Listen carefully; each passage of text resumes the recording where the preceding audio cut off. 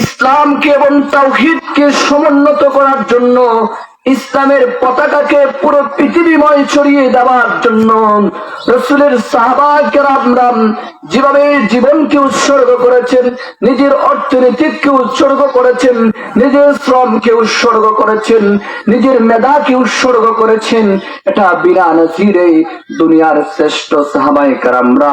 এজন্য সাহাবায়ে কেরাম হলো আমাদের আদর্শ। সাহাবায়ে কেরামরা ইসলামের জন্য, দ্বীনের জন্য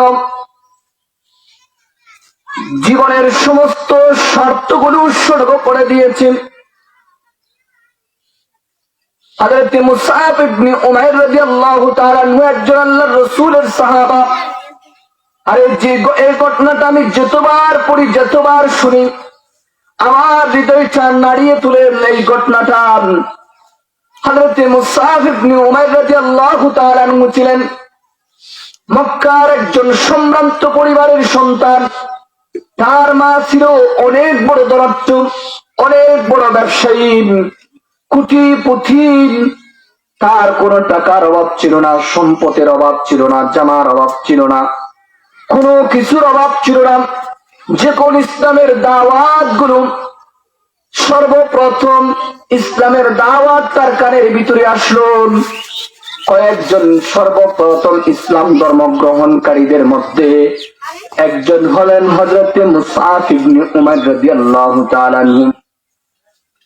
হযরত মুসআব ইবনে উমাইর রাদিয়াল্লাহু তাআলা আনহু ইসলাম ধর্ম গ্রহণ করেছেন।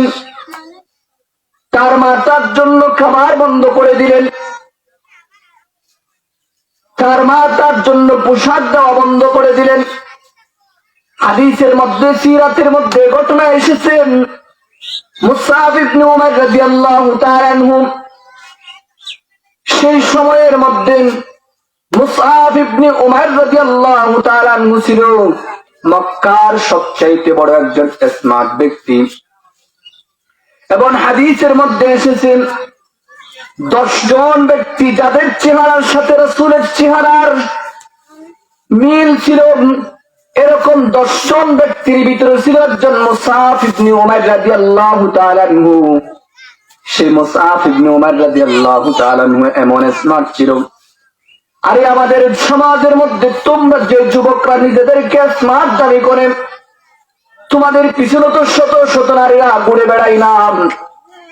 আরে সিরাতের কিতাবের ভিতরে এসেছেন মুসআব ইবনে উমাইর রাদিয়াল্লাহু তাআলা আনহুর কথার সৌন্দর্যটা এমন মধুর ছিল। মুসআব ইবনে উমাইর রাদিয়াল্লাহু তাআলা আনহুর ভাষা শোনার জন্য, কথা শোনার জন্য মক্কার লক্ষ লক্ষ হাজার হাজার নারীরা মুসআবের দিকে চলে যেত, মুসআবের কথা শোনার জন্য মজনুন ছিল। মুসআব ইবনে উমাইর রাদিয়াল্লাহু তাআলা আনহু এমন সুন্দর ছিল, তার চেহারা দেখার জন্য মক্কার শত শত নারী তার পিছনে লাইন ধরত। মুসআব ইবনে উমাইর রাদিয়াল্লাহু তাআলা আনহু দুনিয়ার সবচেয়ে দামি জামাগুলো পরত, দুনিয়ার সবচেয়ে বেশি স্মার্ট জামাগুলো মুসআব ইবনে উমাইর রাদিয়াল্লাহু তাআলা আনহু পরিধান করত। মুসআব ইবনে উমাইর রাদিয়াল্লাহু তাআলা আনহুর পোশাকের এমন সুগন্ধি ছিল, এমন আতর ব্যবহার করত, তার সেগরানের পিছনে শত শত নারীরা ঘুরে বেড়াত। হযরত মুসআব ইবনে উমাইর রাদিয়াল্লাহু তাআলা আনহুর পোশাকের পিছনে, পোশাকের সুন্দরের পিছনে শত শত নারীরা ঘুরে বেড়াত। যে সময় মুসআব ইসলাম গ্রহণ করে নাই, দেখেন ইসলাম গ্রহণ না করার আগে তার জীবন ছিল, তার চরিত্র ছিল, তার আদর্শ কিরকম ছিল। যখন মুসআব ইবনে উমাইর রাদিয়াল্লাহু তাআলা আনহু ইসলাম ধর্ম গ্রহণ করলেন, মদিনার মক্কার নবী মুহাম্মদ আরবি সাল্লাল্লাহু আলাইহি ওয়াসাল্লামের দ্বীন যখন গ্রহণ করলেন, মুসআবের জন্য তার মা খাবার বন্ধ করে দিল, জামা কিনে দেওয়া বন্ধ করে দিল, তাকে বন্দি করে রাখা হলো, আবদ্ধ করে রাখা হলো, খাবার নাই, কিছু নাই। মুসআব সব যন্ত্রণা সহ্য করে ইসলামের জন্য, দুনিয়ার সবচাইতে স্মার্ট যুবক, দুনিয়ার সবচাইতে ধনী ব্যক্তি, ইসলামের জন্য দেখেন নিজের মা তাকে বন্দি করে রাখলো। দুনিয়ার সবচাইতে আদর হলো নিজের মা একজন সন্তানকে করে। সেই মা সন্তানকে খাবার দেয় না, খাবার বন্ধ করে দিল। আরে কত আফসোসের বিষয়, মা খাবার বন্ধ করে দিছে, তাকে বন্দি করে রাখলো। হযরত মুসআব ইবনে উমার রাদিয়াল্লাহু তাআলা আনহু এক সেকেন্ডের জন্য ঈমানকে ইসলাম থেকে বিচ্যুত হয় নাই। হযরত মুসআব ইবনে উমার রাদিয়াল্লাহু তাআলা আনহু ওই যখন মুসআবকে যখন বন্দি করে রাখা হলো, সেখান থেকে যখন মুক্তি পেল, হযরত মুসআব ইবনে উমার রাদিয়াল্লাহু তাআলা আনহু মুক্তি পাওয়ার পরে পয়গম্বরের কাছে গেলেন। পয়গম্বরের কাছে যাওয়ার পরে কিছুদিন পর মদিনা থেকে কিছু ব্যক্তি আসলো আর বলল, হে আল্লাহর পয়গম্বর, আমাদেরকে একজন দূত দেন যার মধ্য দিয়ে আমরা ঈমান এবং ইসলামের তাওহীদের বর্ণনাগুলো শিখব। সেই সময় আল্লাহর পয়গম্বর দূত হিসাবে পাঠাইলেন মুসআব ইবনে উমার রাদিয়াল্লাহু তাআলা আনহুকে। ইসলামের প্রধান দূত হয়ে গেলেন হযরত মুসআব ইবনে উমার রাদিয়াল্লাহু তাআলা আনহু। মদিনাতে সর্বপ্রথম ইসলামের বার্তা বাহক হয়ে গেলেন। মদিনাতে যাওয়ার পরে গণভাবে দাওয়াত দিতে লাগলেন। হাদিসের মধ্যে এবং সিরাতের কিতাবের ভিতরে এসেছেন 170 জনেরও বেশি হযরত মুসআব ইবনে উমার রাদিয়াল্লাহু তাআলা আনহুর হাতে হাত রেখে মুসলমান হয়ে গেছে। সুবহানাল্লাহ। যখন মদিনা থেকে মুসআব ইবনে উমার রাদিয়াল্লাহু তাআলা আনহু মক্কায় আসলেন, মক্কা আসার পরে মুসআব ইবনে উমার রাদিয়াল্লাহু তাআলা আনহুর চেহারার ডিজাইন পরিবর্তন হয়ে গেছে, পোশাকের ভিতরে পরিবর্তন এসে গেছে। হযরত মুসআব, যে মুসআব দুনিয়ার সবচেয়ে দামি জামা পরত, যে মুসআবের কথার মায়ার কথার সৌন্দর্যের ভাষা শোনার জন্য লক্ষ লক্ষ নারীরা তার পিছনে দৌড়াইতো, সেই মুসআব ইসলামের জন্য, দ্বীনের জন্য জামা ছেড়ে দিছে, নারী ছেড়ে দিছে, ধন সম্পদ সবগুলো ছেড়ে দিয়া যখন মুসআব মদিনা থেকে আসলো, যখন মদিনা থেকে আসলো, আল্লাহর পয়গম্বর মুসআবকে দেখার সাথে সাথে হযরত রাসূল করিম সাল্লাল্লাহু আলাইহি ওয়াসাল্লামের দু চোখ বেয়ে পানি পড়ে। আর আল্লাহর পয়গম্বর দেখি, আরে সাহাবায়ে কেরামরা দেখো, আমার মুসআব আজকে চালার জামা পরে বসে আছে, সিরা জামা পরে বসে আছে। যে মুসআব দুনিয়ার সবচাইতে দামি জামাগুলো পরতো, সেই মুসআবের গায়ের মধ্যে আজকে সিরা জামা এবং সালার জামাগুলো পরে আছে। দেখো, ইসলামের জন্য আমার মুসআব জান্নাতে যাওয়ার জন্য এবং আল্লাহর রাসূলের সুপারিশ পাওয়ার জন্য এবং আল্লাহর আরশের নিচে ছায়া পাওয়ার জন্য আমার মুসআবের এই ত্যাগটাই বড় যথেষ্ট হয়ে গেছে। সুবহানাল্লাহ। তাহলে দেখেন সাহাবায়ে কেরামরা ইসলামের জন্য, দ্বীনের জন্য, মিল্লাতের জন্য কি কুরবানি দিল।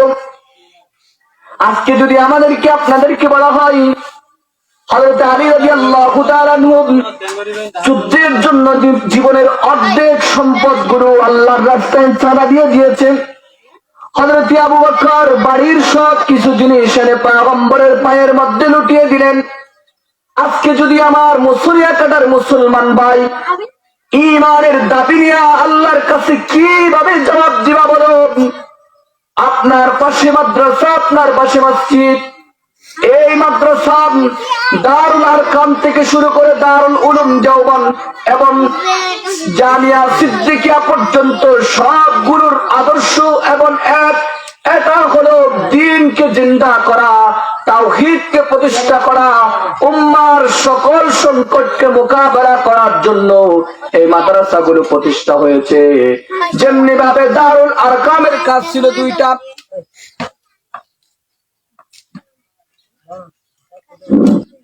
যেমনি ভাবে দারুল আরকামের কাজ ছিল দুইটা, একটা হলো ইলম অর্জন করা, আর একটা হলো তাওহীদ এবং মিল্লাতের সমস্ত সংকট মোকাবেলার জন্য তৈরি হওয়া।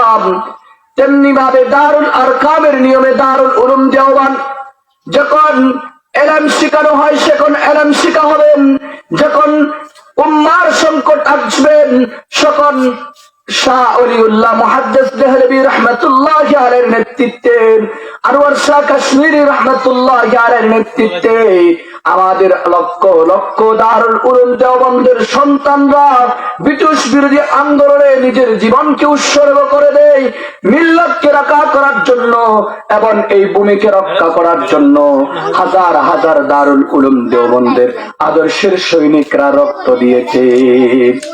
যেমনি ভাবে দিন রক্ষা করার জন্য সাহাবায়ে কেরামরা যুদ্ধের প্রান্তরে রক্ত দিয়েছেন, তাদের দারুল আরকামের আদর্শ অনুযায়ী রাসূলের সিপাহ চালার বলে তারা ময়দানে ঝাঁপিয়ে পড়েছে, তেমনি ভাবে দারুল আরকামের নিয়মে এবং সাহাবায়ে কেরামের আদর্শের নিয়মে দারুল উলুম দেওবন্দের আদর্শের সৈনিকদের কাজ হলো দুইটা, আর ইলম অর্জন করা এবং মিল্লাতকে রক্ষা করা, জুলুম জালেমদের হাত থেকে মাজলুমদেরকে রক্ষা করা।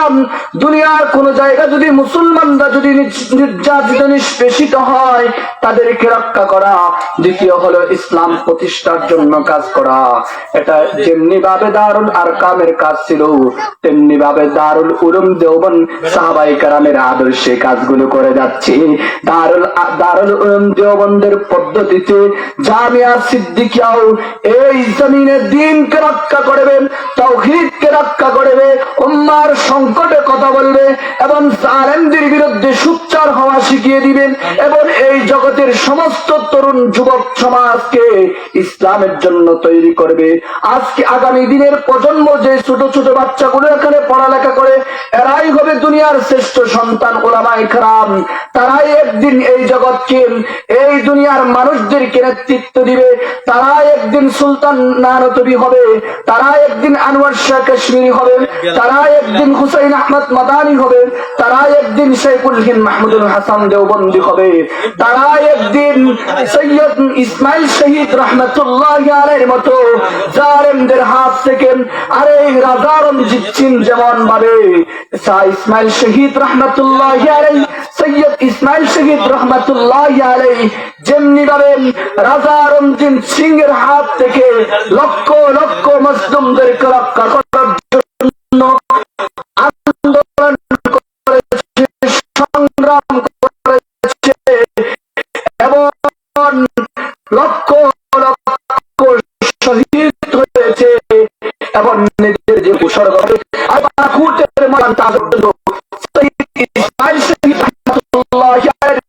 জীবন নামাজ অবস্থায় সিজদার অবস্থায় আল্লাহর কাছে তার উপর যে আঘাতের উপর যার মৃত্যু হয়েছে, শাহাদাত হয়েছে,